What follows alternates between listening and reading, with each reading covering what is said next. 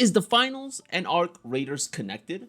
The short answer from what I've been able to investigate and find is yes. There's a high possibility that they're in the same world and take place in the same timeline. Now, this has been suggested, not confirmed, and I want to give a big shout out to RockHound. He made this possible thanks to his investigation and lore drop about Arc Raiders. Now, based on his findings and mine, I think I'm able to connect both of them together within the same timeline and figure out the overall story.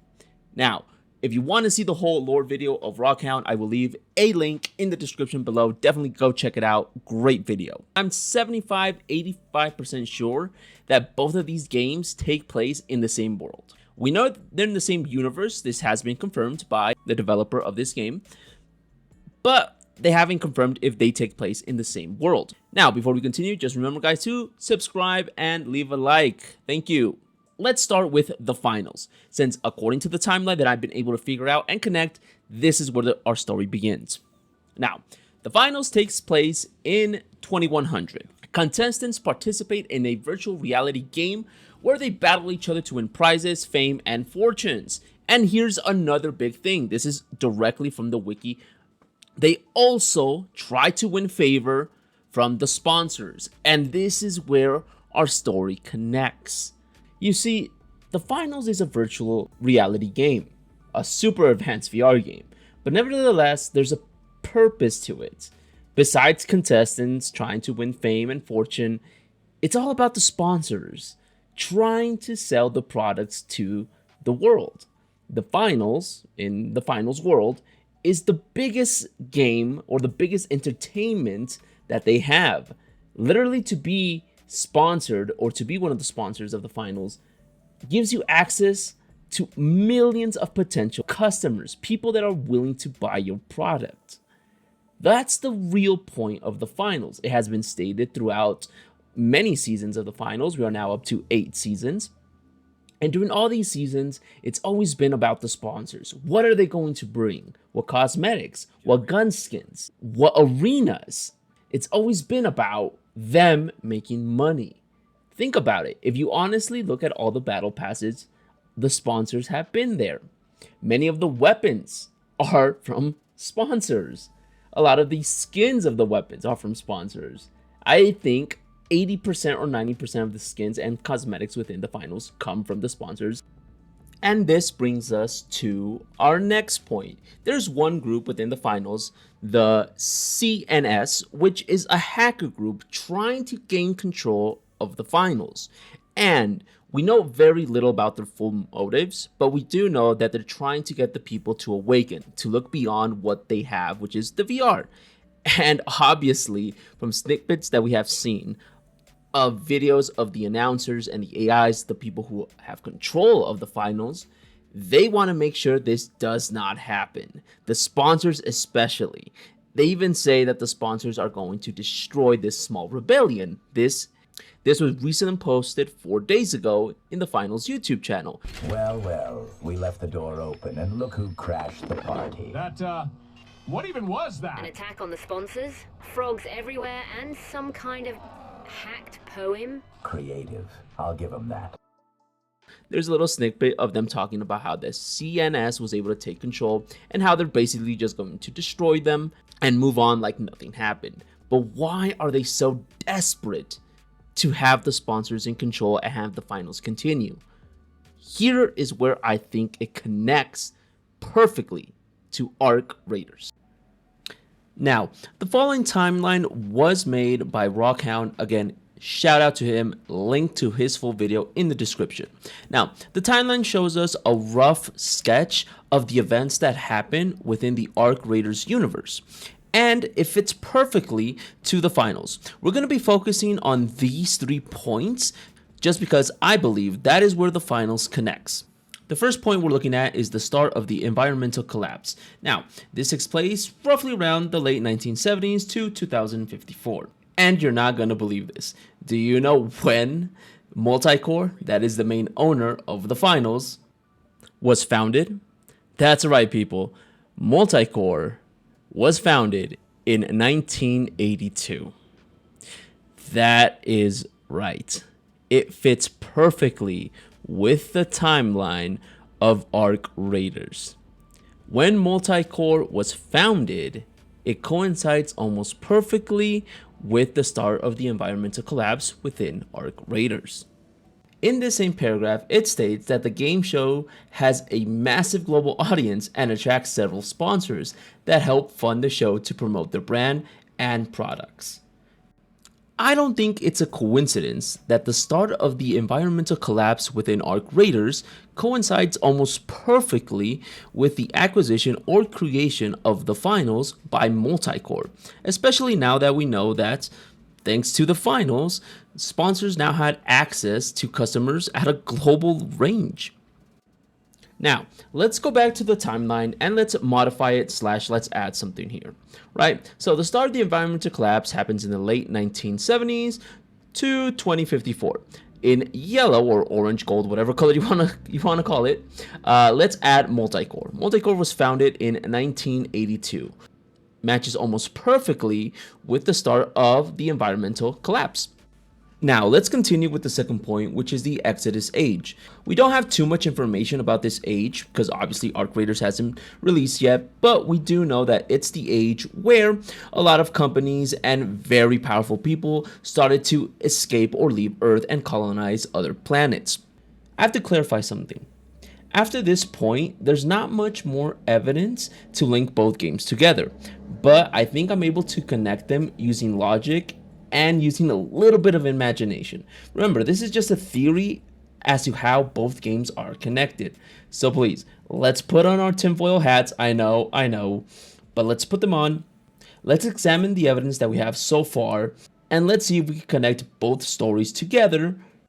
Now, we know Multicore is founded in 1982. This is what I think happened after this point. I believe from this point on forward, Multicore started to become a mega company, a super monopoly, something very powerful that is controlling basically the whole world. We know that they have other companies under their banner, and with this becomes the plan of trying to escape Earth. Why? As we stated before, it's the start of the environmental collapse, basically meaning Earth is effed, so they have to get out. How do they do this? How do they get enough resources to be able to leave Earth? I think this is where the finals comes in. We know the finals comes in the year 2100, almost at the end of this period. But I truly believe that between the Exodus age, where the companies start to gain a lot of power, a lot of control, they needed a way to sell their products even more. They needed a way to control the population and to give them a hope, a spark, something that would let them believe that things will get better. That is where the finals comes in. A VR world or VR game where you could just escape reality and go to a better place. Think about it. We have virtual reality right now. While very primitive and very basic compared to the finals, it's still there, and not a lot of people actually use it. But if the world's gone to shit and these companies invest a lot of money and a lot of power into it, I believe that is where humanity will try to go and escape the dying world that they're in, especially in Arc. But why would Multicore, its companies, and other companies need the people to buy the products and be invested within the finals? Very easy. If you're trying to get off planet, you're going to need all the resources and all the money possible. Now, of course, there's not going to be enough space for all of humanity. Only the elite and the powerful are going to be able to join. So how do you get the people convinced to support the finals, support your products, etc., etc., etc.? You give them a chance. How? By participating in the finals. Remember at the start of the video, I said that contestants compete in this game to win favor by the sponsors. I believe this is why a lot of the world is okay and participates in the finals and they don't look beyond it. Because winning favor by the sponsors, besides obviously winning fame and fortune, gives them a ticket out of the planet, gives them a shot to win a seat on these spaceships that's leaving Earth to go colonize another world, connecting itself to Arc Raiders. But there's an issue here. Why? Why was it allowed to continue to happen? Why did no one try to stop Multicore and its other companies? Very simple. Remember, at this moment in the Arc world, Earth is still in an environmental collapse.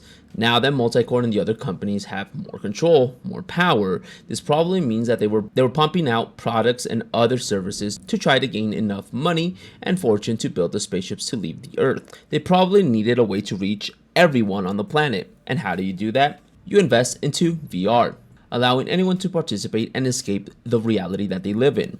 Earth is dying. Billionaires, companies are starting to leave the planet, and you're stuck there. So they give you an option: virtual reality, a way to escape, a way to actually be someone. And if you're lucky enough to participate in the finals and be a contestant that is favored by the sponsors, or to be a winner of the same show, what happens? You get a ticket. You're able to escape. But as always, nothing is always foolproof. This is where the CNS once again comes into play, and how we could correlate that, yes, the dystopian future that is marked in the timeline is also the finals. This is a message to the world. We're pulling back the curtains. Here's a story they'd hope you'd forget. 3 perfect frogs sitting by a pond, when the world whispered so soft from beyond.